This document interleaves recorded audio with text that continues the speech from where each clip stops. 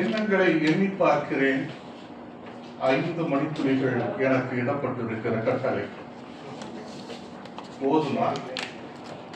ஆகாதுதான் என்றாலும் அறியாதவைகளை சொல்ல வேண்டும் என்று எண்ணினேன். கண்ணதாசனில் அறியாதது எவருக்கேனும் உண்டோ? எவரும் தொடாததை தொட வேண்டும் என்று கருதினேன். கண்ணதாசனை தொடாதவர்கள் எவரேனும் உண்டோ? தோற்று போனேன். கண்ணதாசனிடம் தோற்று போவதிலேயே ஒரு தனி இன்பம் இருக்கிறது என்பதை உணர்ந்தேன். பெரியவர்களே, இந்த அரங்கு கண்ணதாசனின் புகழ் பாடுவதற்காக அல்ல, ஒரு எளிய மனிதனின் வாழ்க்கையை எப்படி அவன் நடாத்தி காட்டினான் என்று வெளி உலகுக்கு அவனை அறியாதவர்கள் கூட வேறு விதமாக அறிந்திருந்தால் அதனை மாற்றிக் கொள்வதற்காக உருவாக்கப்பட்டிருக்கிறது. மாற்றம் என்பது எதில் வேண்டும் என்பதிலே இருக்கிறது.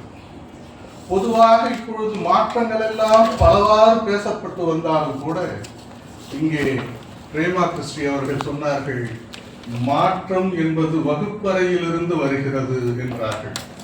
அவர் கல்வி ஆளராக இருக்கிறார், ஆளுமையாக இருக்கிறார். அதனை அவர் பள்ளி அறையிலிருந்து சொல்லியிருக்கிறார். நானும் பள்ளி அறையிலிருந்து தான் தொடங்குகிறேன். கண்ணதாசனின் பாடலில் இருந்து, கண்ணதாசனின் பார்வையில் இருந்து தொடங்குகிறேன். பள்ளி என்பது படிப்பது மட்டுமல்ல, தாயின் கருவறையும் பள்ளிதான்.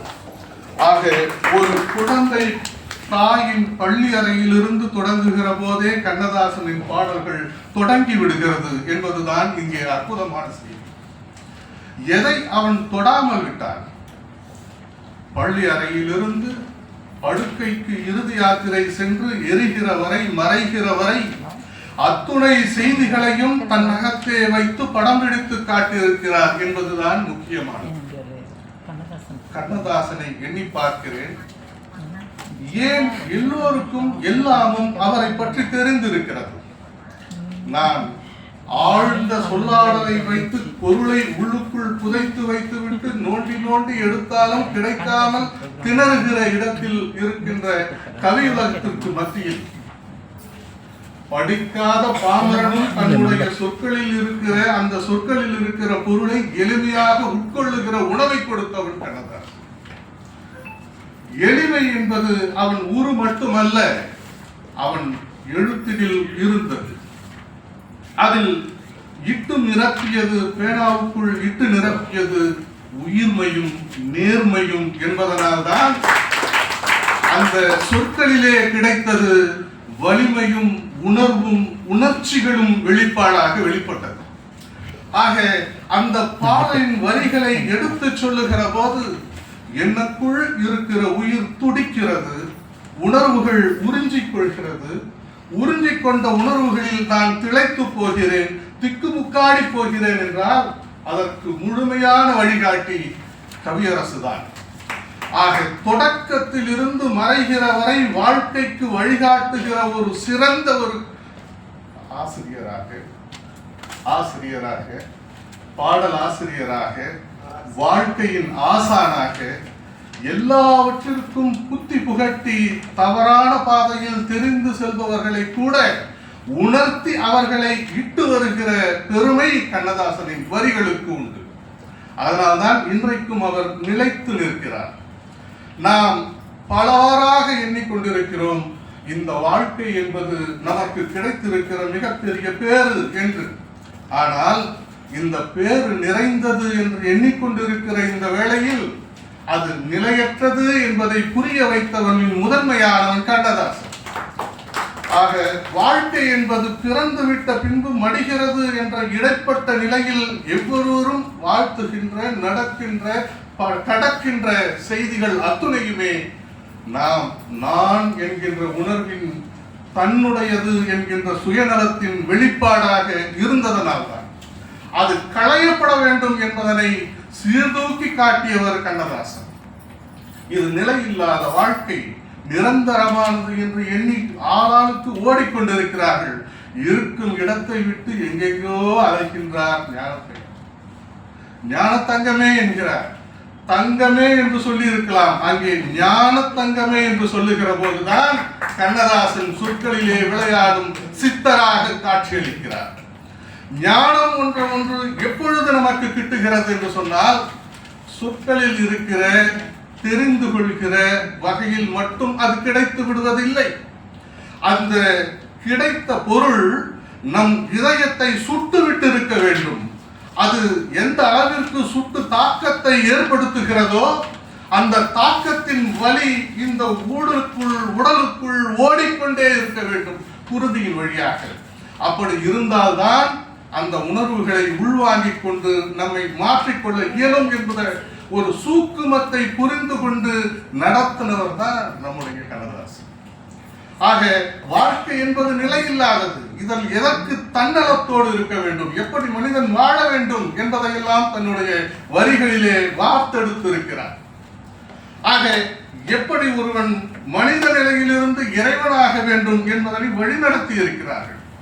மனிதன் என்பவன் எங்கேயோ தேடிக்கொண்டிருக்கிற இறைவனை ஆங்காங்கே ஓடிப்போய் தேடிக்கொண்டு வாழ்ந்து கொண்டு வழிபட்டு கொண்டு விழுந்து கொண்டு படித்துக் கொண்டு படுத்தும் கொண்டு இருக்கிற அந்த நிலைகளை எல்லாம் மாற்ற வேண்டும் என்று சொல்லி எங்கேயோ எவரையோ தேட வேண்டாம், உன்னுள் தேடு, உனக்குள் இருக்கிறான், நீதான் அவன், உன்னை போன்றே மற்றவர்கள் என்பதையும் உணர வைத்தவர் கண்ணதாசன். ஆகவேதான் இன்றைக்கும் நிலைத்து நிற்கிற நீடித்து நிற்கிற வரிகளை நமக்கு படைத்து சொன்னதன் வழியாக நம் இதயங்களை ஆண்டு கொண்டிருக்கிறார். மனிதன் என்பவன் தெய்வமாகலாம். இதற்கு மேல் நான் சொல்ல வேண்டிய அவசியமே இல்லை. ஒரு எழுத்தை அவர் எழுதிய பாடலில் நான் சொல்லிவிட்டால் பாடல் முழுக்கையும் சொல்லக்கூடிய அளவிற்கான பக்குவமும் நிறைவும் ஒவ்வொருவரிடத்திலும் கிடைத்திருக்கிறது என்று சொன்னால் அதுதான் கண்ணதாசனின். எந்த ஒரு பாடலை நாம் காதல் குளிர கேட்டாலும் கூட அத்தனையும் கண்முன்னே இருக்கிற ஒரு நிலை கண்ணாடி போல் எவராக இருந்தாலும் அவர்கள் எப்படி நிலை கண்ணாடி முன் நின்று பார்த்தால் அவர்கள் தோன்றுவார்களோ அதுபோல ஒவ்வொருவரின் வாழ்க்கைக்குள்ளும் அவன் நடந்த செய்திகளை அவனுடைய பாடல் வரிகள் பிரதிபலித்திருக்கிறது என்பதுதான் இன்றைக்கும் அவர் வாழ்வதற்கான காரணம். நீடித்து நிலைத்து நிற்பதற்கு புகழுக்கு முக்கிய காரணம் வரிகளில் இருந்த வீரியமும் வரிகளுக்குள் இருந்த ஆழமும் இன்னமும் ஒவ்வொருவரின் வாழ்க்கைக்குள்ளும் அவன் கடந்து சென்று ஊடுருவி சென்று வழங்கிய சொற்களின் கூட்டும் தான் இன்றைக்கும் நிலைத்து நிற்கிறது. ஆக இவைகளையெல்லாம் தோண்டி தோண்டி பார்க்கிற போது தொட்டனை தூரும் மணற்கேணி என்பது போலத்தான் தோன்றுகிறது. கண்ணதாசனை தொட்டுவிட்டால் தொட்ட கையும் மணக்கும், கண்ணதாசனின் பெயரை சொன்னாலே வாயும் மணக்கும், கண்ணதாசனை எண்ணினாலே இதயமே இனிக்கும் என்பதுதான் சொல்றார். ஆக அத்துணையையும் தன்னுள் வைத்துக் கொண்டிருந்தவர் கண்ணதாசன். ஆக ஏதோ ஒரு வரிகளை இணைத்து ஒரு சொற்றொடரை படைத்து விட வேண்டும் என்பதற்காக கண்ணதாசன் இசைக்கவில்லை. என் எண்ணங்கள் என்ன என்பதனை எந்த இடத்திலும் மறைக்காமல் வெளிப்படையாக நேரடியாக வெளிப்படுத்திக் கொண்டவர் கண்ணதாசன்.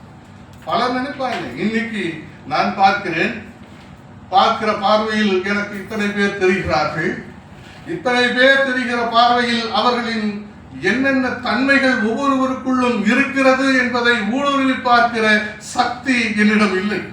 ஆனால் ஊடுருவி பார்க்கிற ஆற்றலை கொண்டவர் கண்ணதாசன் என்பதனால் தான் ஒவ்வொரு வாழ்க்கையின் தன்மைகளையும் அவருடைய பாடல் வரிகள் பிரதிபலித்தது.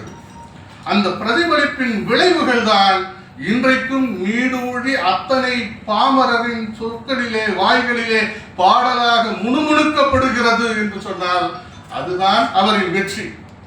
நூற்றாண்டு கடந்து இன்றைக்கும் நாம் அவர் புகழ் பாடிக்கொண்டிருக்கிறோம் என்று சொன்னால் ஏதோ நமக்கு வாய்ப்பு கிடைத்து விட்டதே என்பதற்காக அல்ல, மனிதர்களை வாழ வைத்தவன் என்பதற்காகத்தான் நாம் அவர்கள் வாழ்ந்து கொண்டிருக்க வேண்டும் என்று கருதுகிறோம். ஆகவேதான் இன்றைக்கும் என்றைக்கும் எத்தனை ஆண்டுகள் நூற்றாண்டுகள் கடந்தாலும் கண்ணதாசன் மிகப்பெரிய கவியரசு, கவிப்பேரரசு என்பது மட்டுமல்ல, வாழ்க்கைக்கு துணையாக இருக்கிற நமக்கெல்லாம் ஒரு பாடநூலாக கண்ணதாசனே திகழ்ந்தார் என்பதுதான் முக்கியமானது. எல்லோரும் சொல்வார்கள் நான் சொல்வதையெல்லாம் மற்றவர்கள் கேட்க வேண்டும் என்று. அவர் சொன்னார், நான் சொல்வதை மட்டும் கேளுங்கள், என்னை பின்பற்றி விடாதீர்கள் என்று சொல்லுகிற தைரியம் எந்த ஒரு கவிஞருக்கும் கிடையாது. ஆனால் அவர் அதை செய்து காட்டினார், நிறைவேற்றி காட்டினார், நிலைநாட்டியும் காட்டினார். அத்தகைய வெள்ளிடை மலையாக வெளிப்படை தன்மை கொண்ட அந்த உள்ளத்தை இந்த நூற்றாண்டில் மிக பெருவாரியான சூழ்நிலைகளில் இன்றைக்கு கண்ணதாசன் இலக்கிய அமைப்பு 100 நிகழ்வுகளை நடத்தி நூற்றாண்டை நடத்த வேண்டும் என்ற எண்ணத்தோடு நடைபெற்று கொண்டிருக்கிறது என்பதே அதற்கான மிகப்பெரிய பேரு. அதற்காக ஐயா காவிரி மைந்தன் அவர்களை இந்த நேரத்தில் மனதார பாராட்ட கடமைப்பட்டு இருக்கிறோம். எல்லோரும் கையில் எடுப்பார்கள். யாரை கையில் எடுப்பார்கள்?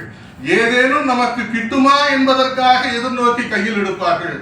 எதுவும் கிட்டாது என்று தெரிந்து கையில் எடுக்கிற தைரியமும் சூழ்நிலையும் வாய்ப்பும் உருவாக்கப்பட்டு இருக்கிறது என்று சொன்னால் அதற்கு காவிரி மைந்தன் ஐயா அவர்கள் இந்த நேரத்தில் பாடிட கடமைப்பட்டிருக்கிறேன். அதனோடு மட்டுமல்ல, இங்கே நேரம் கடந்து விட்டது என்று துப்பாக்கி இல்லாமல் மிரட்டி கொண்டிருக்கிற தமிழிலன் ஐயாவை நினைத்து பார்க்கிறேன். தொடக்கத்திலேயே சொன்னார்கள், 5 மணித்துளிகளுக்கு மேல் சென்று விட்டால் அடுத்ததாக நீங்கள் எந்த நிகழ்விலும் இடம்பெற மாட்டீர்கள் என்று சொன்னார்கள். ஆக மிரட்டுவார், ஆனால் மிரட்டும்படி அவர் நடந்து கொள்ள மாட்டார். அன்பு மிக்கவர் என்பதனால் இந்த இனிய சூழ்நிலையை உருவாக்கி கொடுத்த அன்பிற்கினிய ஐயா தமிழியல் அவர்களுக்கும் நன்றி பாராட்டி, அத்துணை தமிழ் ஆளுமைகளையும் இந்த நேரத்தில் செவிமடுத்து கேட்ட சுவைத்த கண்ணதாசனை விரும்பி இங்கே வருகை தந்திருக்கிற அத்துணை பேரையும் நன்றி பெருக்கோடு மகிழ்ச்சியோடு வணக்கம் தெரிவித்து விடைபெறுகிறேன்.